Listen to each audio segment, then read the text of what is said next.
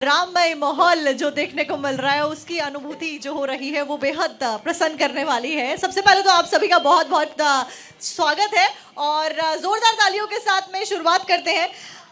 इस पैनल में कई सारे लोग हमारे साथ में मौजूद हैं, लेकिन उस बीच मैं शुरुआत करूंगी हमारे साथ, क्योंकि महंत श्री राजू दास जी जो कि प्रमुख संत हैं, अयोध्या नगरी, राम की नगरी, हनुमानगढ़ी प्रसिद्ध पीठ, और उस बीच राजू दास जी का नाम जब आता है और सनातन पे कोई उंगली उठा दे, ऐसा हो नहीं सकता। तो राजू दास जी, सबसे पहले तो आपको राम राम, और उसके बाद यही सवाल रहेगा मेरा आपसे, सवाल तो नहीं लेकिन जिज्ञासा रहेगी जानने की।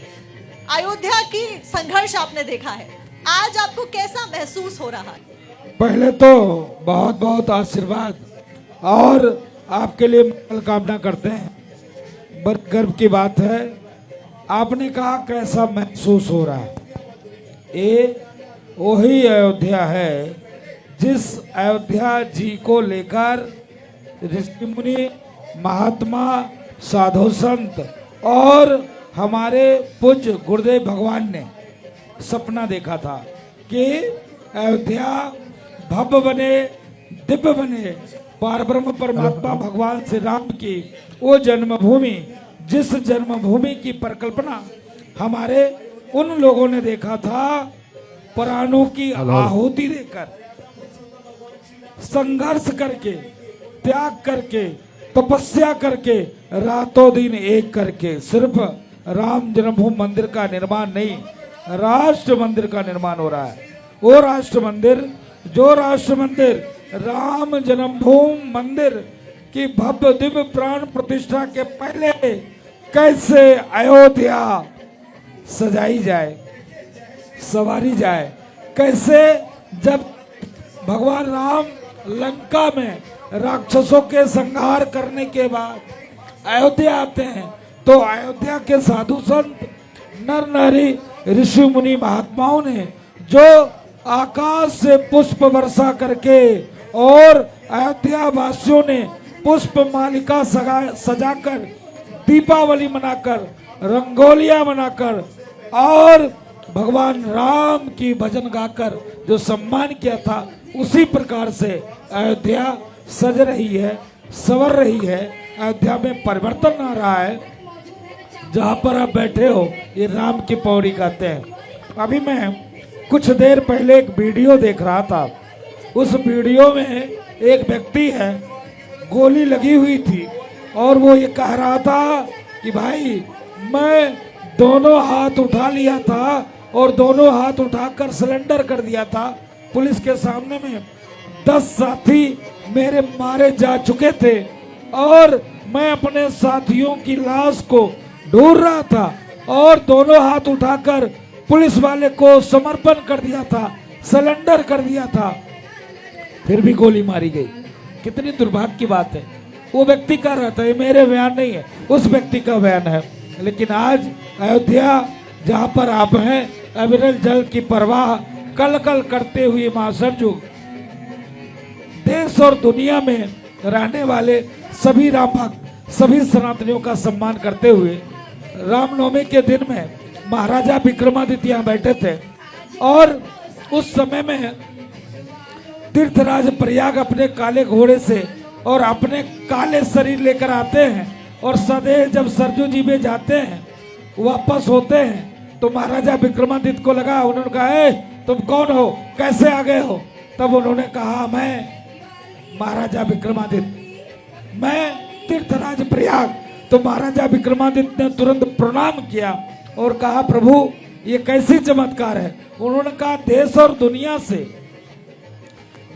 दुनिया से जितने लोग आते हैं माँ गंगा में स्नान करने के लिए, जितने पाप दे जाते हैं, उस पाप से मैं मलिन हो जाता हूँ और साल में एक बार रामनवमी के दिन में ही आकर स्नान करके भगवान राम का दर्शन करके सारे पाप प्रभु को चरणों में समर्पित करके, माँ सरजू को अर्पित करके और पुनः उसी ऊर्जा के साथ जब वापस जाता हूँ, फिर राम भक्तों का कल्याण करता हूँ। अयोध्या की महिमा है। बाबा ने लिखा है, कोटि कल्प काशी बसे, मथुरा कल्प हजार, एक निमिष सरजू बसे, तुले न तुलसीदास।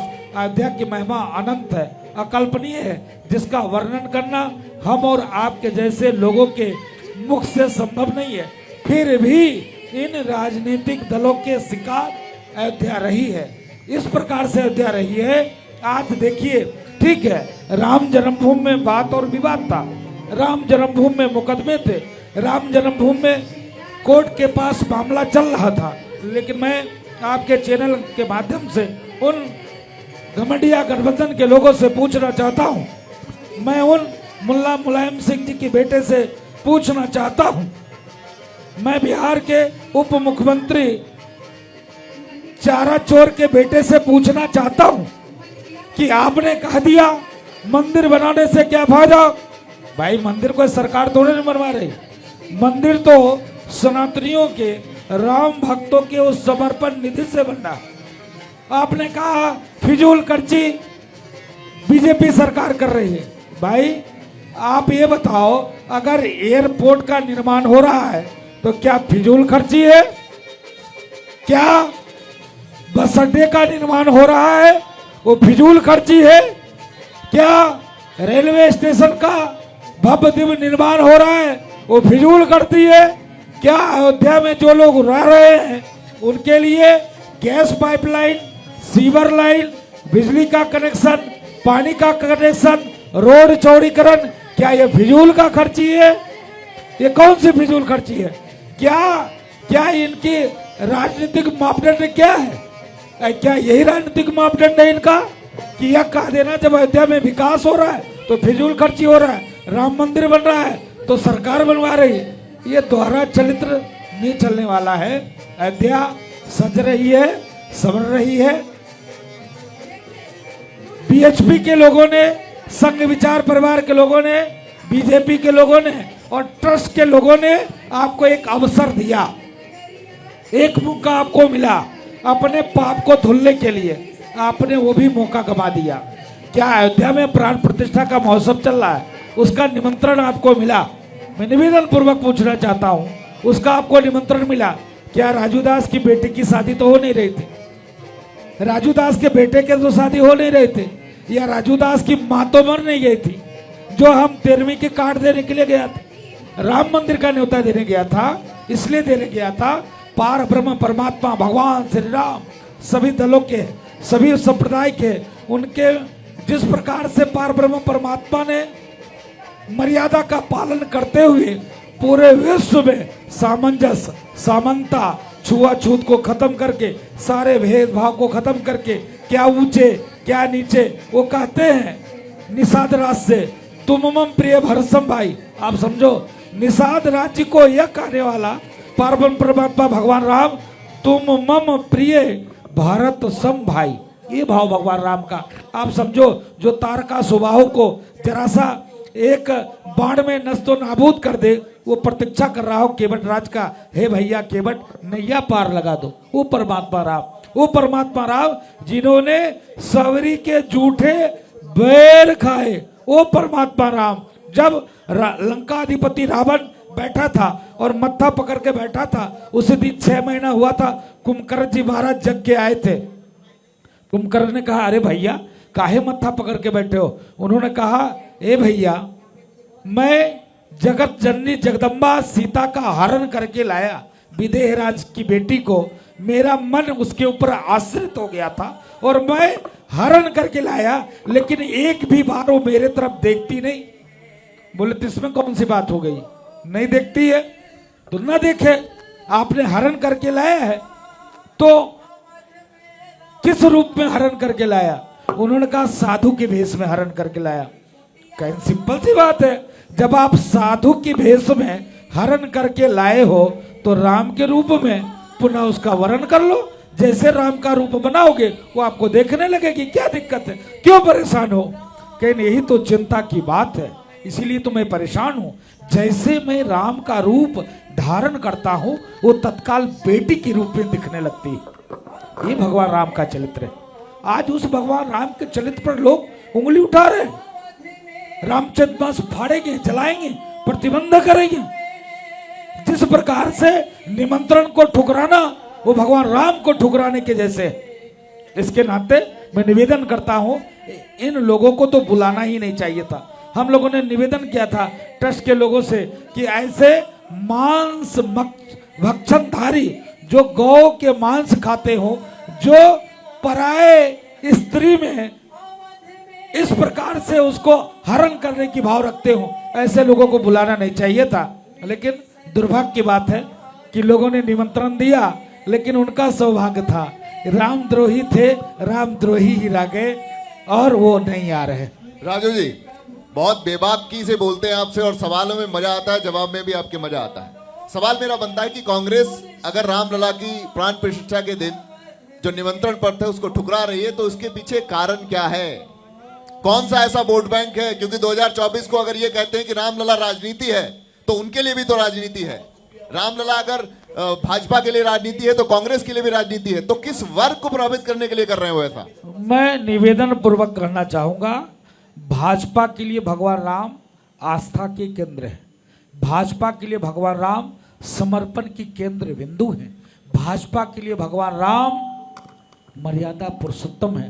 राजनीति करना होता तो क्या राम जन्मभूमि मंदिर निर्माण में पूज्य योगी आदित्यनाथ जी महाराज 10-10 हजार पेज की जो कापियां थी उसको तुरंत कोर्ट को उपलब्ध कराते? क्या सर्वे की जो रिपोर्टें आई थी उसको उपलब्ध कराते?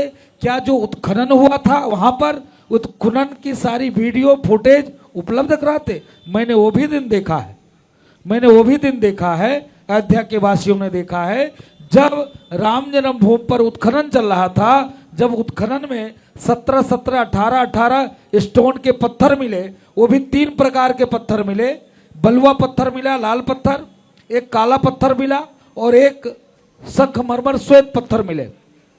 अभी भी वो पत्थर रखे हुए हैं। उसमें देवी देवताओं के प्रतीक चिन्ह, खंडित विखंडित मूर्तियां, शिवलिंग की प्राप्ति, हवन कुंड का मिलना। जब ये चीज मीडिया पे जाने के लिए हुआ तो उन्होंने तत्काल उत्खनन को रुकवा दिया। अरे देश में दंगे हो जाएंगे, बवाल हो जाएंगे। आप ये देखो कि जिस प्रकार से वहां पर राम विद्रोहियों ने इन घमंडिया गठबंधन के जो महारानी है सोनिया एंटोनो माइनो, उनके जो लोग थे कपिल सिब्बल के नेतृत्व में एक कमेटी हुई और उसमें 16-17 वकील थे और राम मंदिर के विरोध में खड़े थे। तो राजनीतिक लाभ कौन ले रहा है? राजनीतिक लाभ के लिए इस प्रकार से कुछ कहे कतिपय मुस्लिम वोट के लिए, मुस्लिम तुष्टीकरण के लिए, लेकिन देश का मुसलमान भी जागरूक हो गया। आपके मंच पर अभी एक व्यक्ति आए थे, उन्होंने किस प्रकार से उन मुसलमानों को आईना दिखाया। अयोध्या में भी माननीय प्रधानमंत्री जी का रोड शो हुआ था, उस रोड शो में बाबरी मस्जिद के पक्षकार के बेटे ने पुष्प वर्षा किया। अयोध्या का मुसलमान और हिंदुस्तान का मुसलमान ये चाह रहा है कि जिस प्रकार से राजनीतिक रोटी सेकी जा रही है वो बंद किया जाए। तो हमारे लिए तो आस्था की विषय है, उनके लिए राजनीति की विषय है। आखिर भगवान राम को किसने कहा कि मांसाहारी है? भगवान राम को किसने कहा काल्पनिक है? भगवान राम कितने दिनों तक टेंट में किसने रखा? भगवान राम के मानने वाले साधु संतों को आतंकवादी किसने बनाया? किसने कहा कि आतंकवादी है? व्यक्तिगत राजू दास आतंकवादी हो सकते हैं, चलो आपकी बात मान लें, इन लोगों की बात मान लें, लेकिन यह कह देना ये साधु आतंकवादी है, ये कैसे होगा? ये साधु वेश वाले सबके सब आतंकवादी हैं, ये कैसे हो सकता है? आप इस सेकुलरिज्म मुल्क में एक तरफ तो आप बताते हो कि इस देश में डेमोक्रेसी है, क्या यही डेमोक्रेसी आपकी है? एक कौम, एक मजहब, एक संप्रदाय को गाली दो और ऐसे गाली दो, चोर कहो, नीच कहो। हिंदू मतलब चोर होते हैं, नीच होते हैं। ये कहो कि सनातन उन्मूलन करके कार्यक्रम चलाओ, सनातन कोरोना है, डेंगू है, मलेरिया है, टाइफाइड है, ये कहोगे, ये तो नहीं चलेगा, नहीं चलने वाला है। इसके नाते कुछ लोगों को खुश करने के लिए इस प्रकार से ये कार्य किया जा रहा है, वो घृणित कार्य है। इसका पुरजोर विरोध करते हैं, निंदा करते हैं। और आपके चैनल के माध्यम से जहां तक हमारी आवाज जा रही, जहां तक लोग सुन रहे हैं, उनसे मेरा निवेदन है, इन कालनेमियों से सावधान होने की जरूरत है। इन रावण के वंशजों से सतर्क होने की जरूरत है। इन इन गिरगिट जैसे रंग बदलने वाले लोगों से सजग होने की जरूरत है, क्योंकि अगर आप इनके बहकावे में आओगे तो अपने आप को ही खत्म करोगे और कुछ नहीं।